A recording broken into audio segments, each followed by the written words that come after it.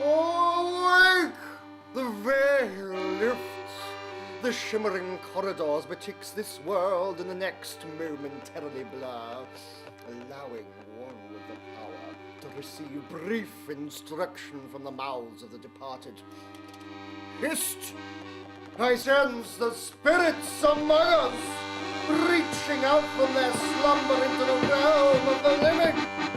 Oh, spirits that once were, become corporeal, reveal yourselves. I, Professor Mysterio, demand it! There is a thoroughfare, not far from where we stand, a humble passageway, where which lives were lived, continue to be lived. As the great bard of Avon once had it, tales did unfold, whose lightest words would harrow up souls, make eyes start from their spheres, and make every hair stand on end like the fretful porpentine. See! Acme of perfection, an aid to the complexion, a cameo deception, and a tarnishing of brass. The acme of perfection, the acme of perfection, an aid to the complexion, a cameo deception and a tarnishing of brass, a royal imprecation, the temperance persuasion, a night solicitation, these are whispers, let them pass. The acme of perfection, an aid to the complexion, a cameo deception and a tarnishing of brass, a royal imprecation, the temperance persuasion, a night solicitation, these are whispers, let them pass.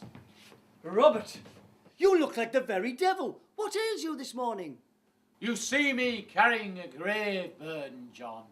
A man with hopes all but dashed. Then have you tried Teasdale's chlorodyne for spasms, wind and the falling sickness? It has won a name hitherto unknown in the world of medicine.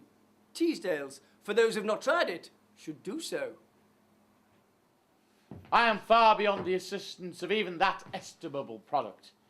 Jenny, the seamstress, who presently takes rooms with old Nan at the Reindeer Hotel, do you know of her? I'll allow. I've noted her daily passing of my shop window. I confess, there was a matter of an intimacy between us. A congress that I am now informed was not without consequence. Ah. Oh. Oh, indeed, John. And this at the very moment when my fortunes appear to be on the up and up. Oh, how so? A new acquaintance. Suffice to say, she's known among the elevated social world of Stockton, has recently taken a shine to me. So much so that in return for performance of certain labours well within my purview, she has avowed next Thursday to introduce me to a gathering of her set.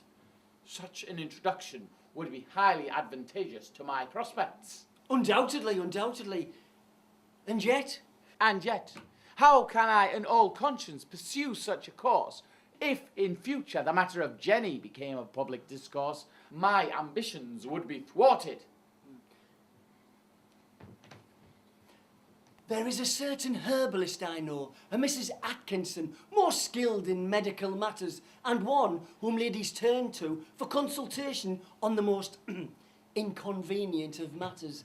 Her services, like those of any, are not without their price. Whatever it takes, John, I shall find the wherewithal. And in the meanwhile, I shall inform Jenny of her obligations.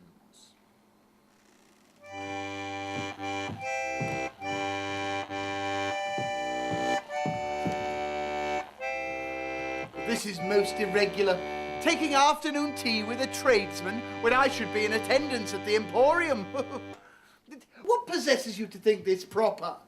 Mr. Robert Leo, as I've already mentioned, is an upright gentleman, one who has made a favourable impression on myself and Mrs. Etherington. I have recommended his attendance at Thursday evening's temperance supper, where he has avowed to take the pledge. I envisage Mr. Leo going far.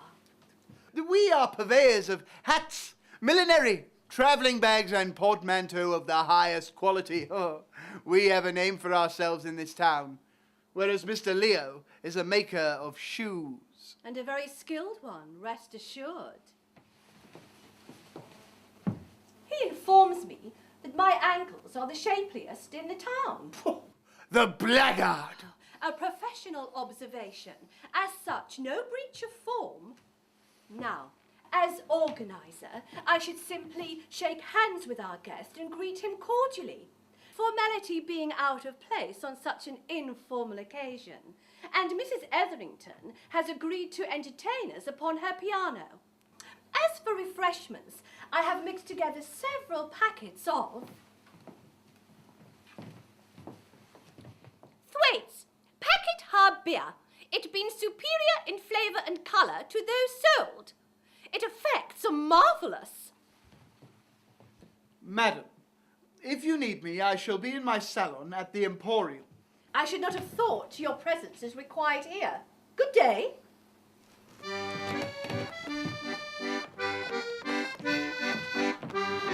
No, sir, 'tis a sin against heaven, and would merit eternal damnation on my part. Then what other course would you pursue in order to safeguard your reputation and mine? I care not a fig for reputations, Robert Leo. Such niceties I was compelled to forego, being left to make my own way in the world by the departure for far-off climes of my true heart, young Jack. Who remains to this day departed. Worms in children are surely and with perfect safety got rid of by the application of Keating's Worms tablets, sold by chemists in tins. Do not wait. You can with ease cure the child. Keating's Worm tablets has no effect except on worms. I will not discuss this any further, and certainly not in the middle of Taggy Lane, where all and sundry may pass by. As you will. For my part, I have a prior engagement to fulfill that requires my prompt attendance. Let what may follow hang on your head alone.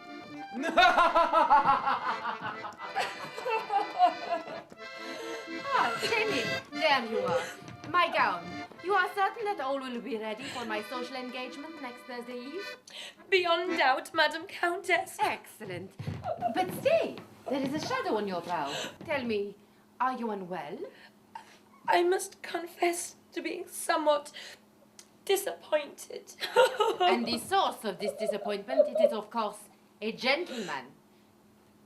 I too am a woman, and one to whom the travails of life are no longer secret. When a woman is so, it is always a gentleman.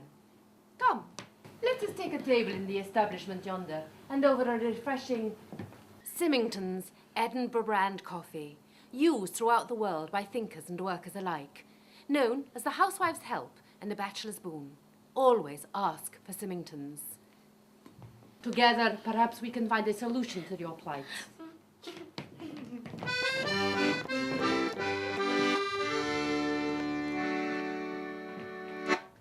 When are them night soil men due, Nan?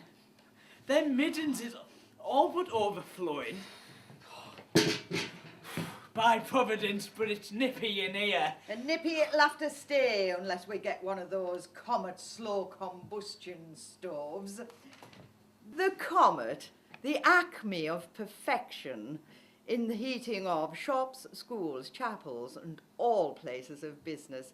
See them in action at Halliday and Sons, ironmongers of renown.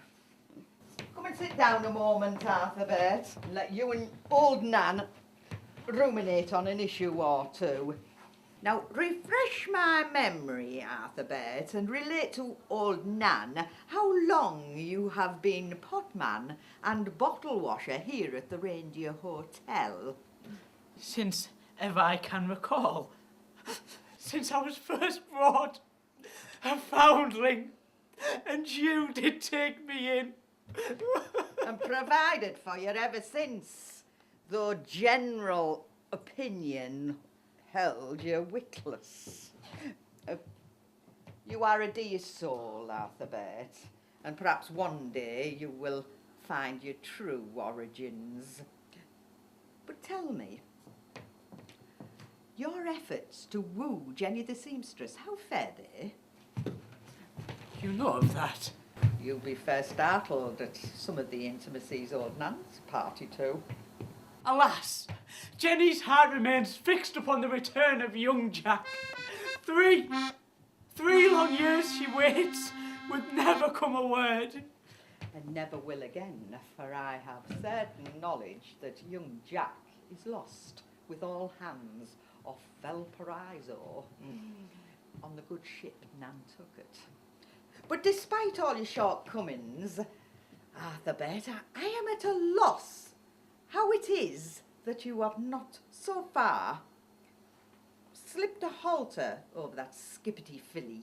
As it is me, seat and career I offered, her and I as one, to support in which I had already secured the position of rag sorter there. Which may account for your failure. Sorting rags in Seaton Carew, and you with an inheritance of £30 per annum to boast of. In short, is that the best you can do? If you would take some advice on the matter, I'll vouch that before long a certain filly will be a little more eager to be broken to your saddle. Nan, if I'd but known a mother, I could have wished for no one better, kinder than you.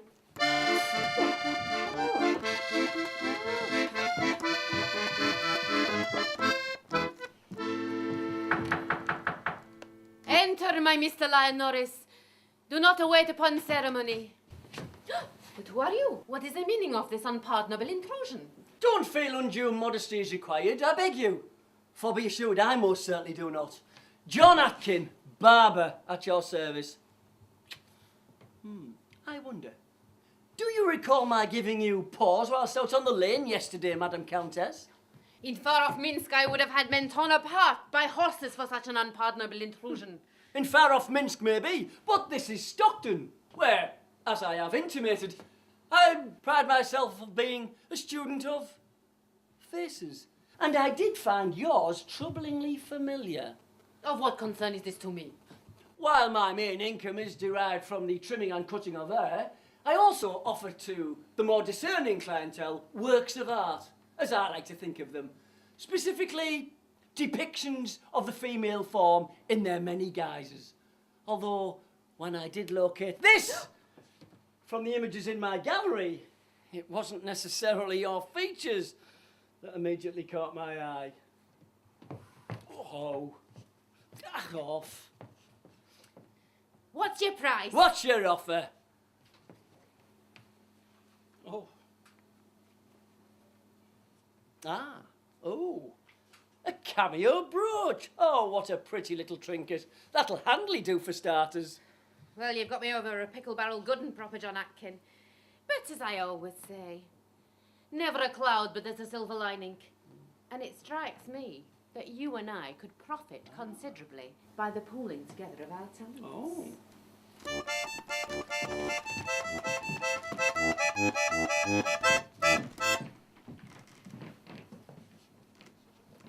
Madam Countess! Madam Countess, it is I! Why does she not answer my call? Madam Countess, are you there? Dear Rhea, what's all this raucous? Me and Mrs. Goodwill run lodgings respectable, as any inquiry would surely ascertain.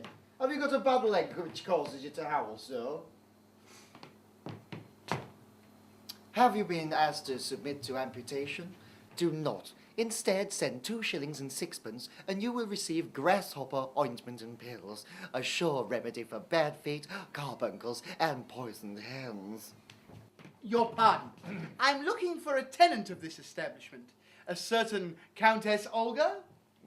No one of that name resides here. Of that you can be most assured. You must be mistaken. a Russian lady, lately arrived from far off Minsk. A woman of noble bearing and form. Ah, now as you mentioned, there was a woman that did late arrive here, but as her to being a countess, in the ledger she put her name as Mrs. Blue, a widow of West Hartlepool. You say but recently? Well, yes, she did but flit on us this morning, with not so much as a by a leaf, taking with her 2 candlesticks, which my missus was very partial to, and not so much as a brass farthing left us in way of recompense. Gone? Out of my way! I must see for myself! Now, let's call a constable. This is no way for a gentleman to be carrying on. But in this box I have a hat, a chapeau from far off Paris that the Countess held most adorable. Women, eh? Will us men ever gain the wisdom to learn of their wiles? I bid you good night. Betrayed, lured from hearth and home, where dwells a wife whose pure and faithful heart I have tread most shamefully. Never again shall I stray, henceforth becoming the very paragon of dutiful husbandry.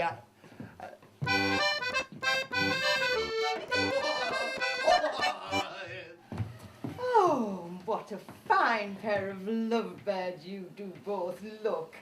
Old Nan suspects that an announcement may well be forthcoming. A suspicion as well founded as it is fortuitous. For this very evening have I consented to become the bride-to-be of Arthur Burt. Arthur, can this be true? As true as I'm standing here, Nan. Ooh, then it's glasses of porter ale all about, in celebration of such tidings. And what is more, my head is still reeling at the prospect. Arthur and I take passage on the morrow to the far-off Argentine. Ah, my hat. What's this? Where I have determined to make my way as a cowboy.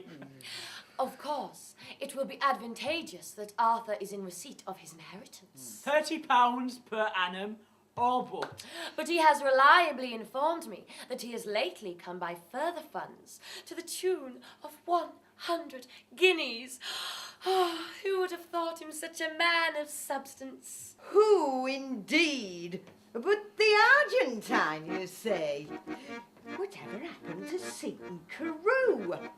At your suggestion, Nan, I'd broaden my horizons to make my suit more attractive. I have passing acquaintance with the booking clerk at the River Plate Fresh Meat Company who has promised to arrange berths for us. As I am resigned now that young Jack will never return from far-off climes, so I have taken to heart the advice of one to whom the travails of life are no secret. A girl must make whatever way she can in this world, by whatever means at her disposal. See, the ring that Arthur has presented me with as a token of his affection. E.H. Mason's the people's jeweller, and a noted shop for guinea gold rings, spoons the halfpenny per dozen, tongs and alarm clocks for every occasion. E.H. Mason's, Corporation Road, Middlesbrough. But stay! What can this be? Nothing. It must have slipped from my pocket.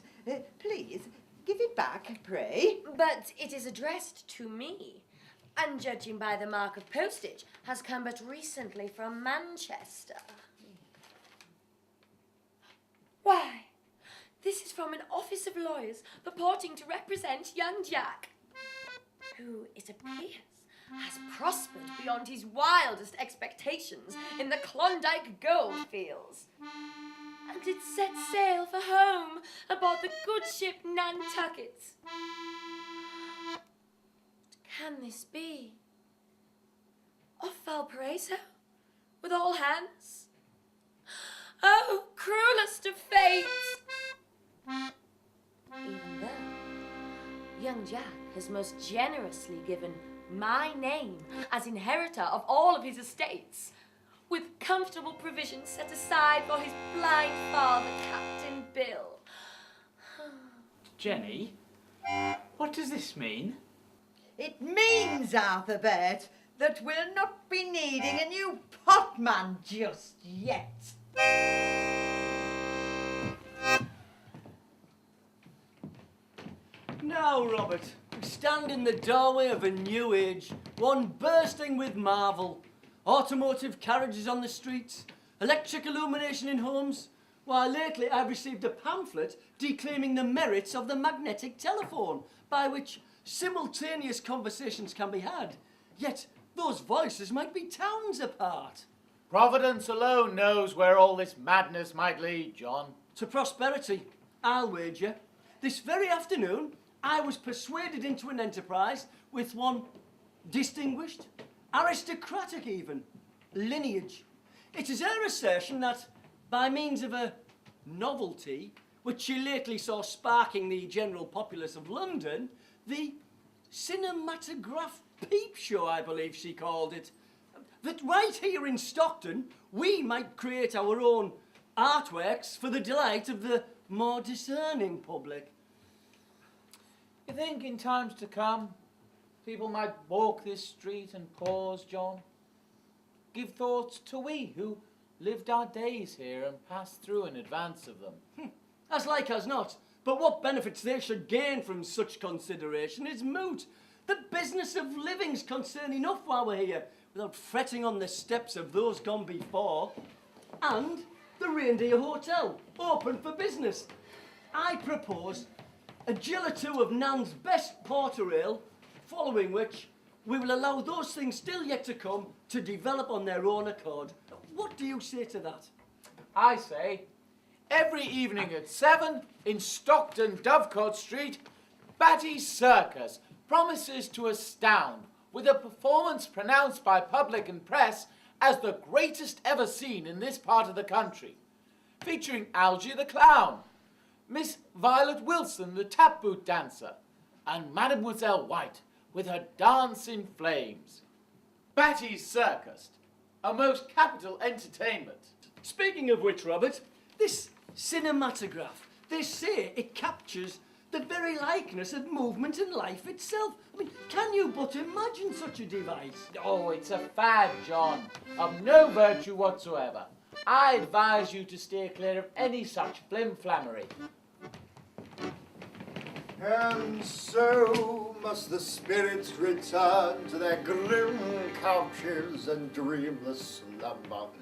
Their brief sojourn in the light again done, till the morrow, when I, the amazing Professor Mysterio, having taken by means most marvelous the opportunity to replenish my power, may once again draw forth from the cosmic vault to discourse upon the deeds of their lives. I commend all for your approval. God save the Queen! God save the Queen!